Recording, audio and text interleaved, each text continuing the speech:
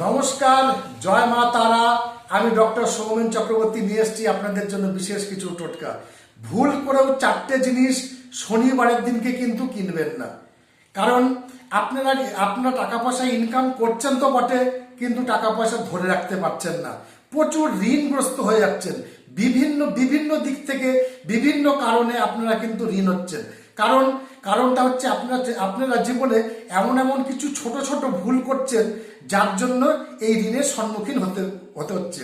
তার জন্য করতে হবে কি, যেমন যে কাজগুলো করবেন না সেইগুলো হচ্ছে শনিবারের দিন 4টে জিনিস মোটেও কিনবেন না বা ভুল করেও কিনবেন না। সেইগুলো হচ্ছে লোহার সামগ্রী, তারপরে জুতো বা চপ্পল, তারপরে যেমন ঝাড়ু এবং কিছু বাসনপত্র আছে যেগুলো কিনা লোহার, সেইগুলো কিন্তু ভুল করেও কিনবেন না।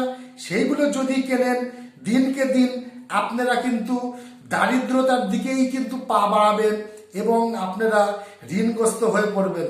মাথায় রাখবেন, এই জিনিসগুলো একদমই কিনবেন না শনিবারের দিনকে। নমস্কার।